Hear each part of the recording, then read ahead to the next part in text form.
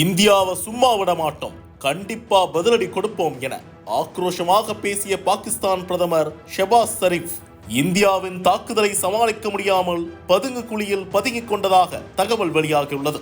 பகல்காமில் 26 பேரின் உயிரை பறித்த தீவிரவாதிகளுக்கு முடிவு சூட்டும் வகையில் பாகிஸ்தானுக்குள் தீவிரவாதிகளின் முகாம்களை குறிவைத்து தாக்குதலில் இறங்கியுள்ளது இந்தியா.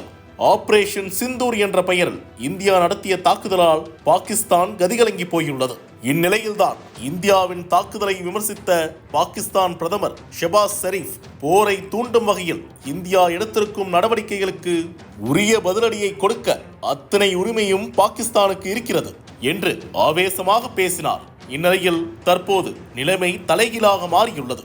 பொதுமக்களுக்கு எந்த பிரச்சனையும் இல்லாத வகையில் தீவிரவாதிகளுக்கு இந்தியா குறிவைத்த நிலையில் அதற்கு மாறாக பொதுமக்கள் இருக்கும் இடங்களை பார்த்து பதில் தாக்குதல் நடத்தியது பாகிஸ்தான். இந்தியாவுக்குள் நுழைய முயன்ற பாகிஸ்தான் ஏவுகணைகள் மற்றும் போர் விமானங்களை இந்திய பாதுகாப்பு படைகள் துவம்சம் செய்தன. வான்வெளியிலேயே வைத்து ட்ரோன்கள் அனைத்தும் நொறுக்கப்பட்டன.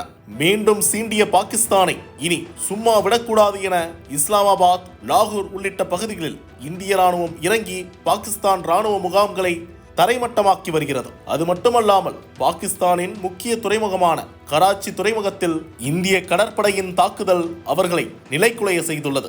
இந்த பரபரப்புக்கு மத்தியில் பாகிஸ்தான் பிரதமர் ஷெபாஸ் ஷெரீப் பதுங்கு குழிக்குள் சென்று ஒளிந்து கொண்டதாக தகவல் வெளியாகியுள்ளது. பாகிஸ்தான் பிரதமரின் வீட்டிலிருந்து 20 கிலோமீட்டர் தூரத்தில் தாக்குதல் நடந்துள்ளதாக கூறப்படுகிறது. இந்நிலையில் நிலைமை கைமீறி சென்றுள்ளதால் கோழைத்தனமாக பங்கர் ஒன்றில் பிரதமர் ஷெபாஸ் ஷெரீப் பாதுகாப்பாக தங்க வைத்திருப்பதாக தகவல்கள் வெளியாகியுள்ளது. தரைவழி, வான்வழி, கடல்வழி என அனைத்து பக்கமும் பாகிஸ்தானை இந்தியா லாக் செய்துள்ளதால் என்ன செய்வதென்று தெரியாமல் பாகிஸ்தான் பிரதமர் திணறி வருகிறார்.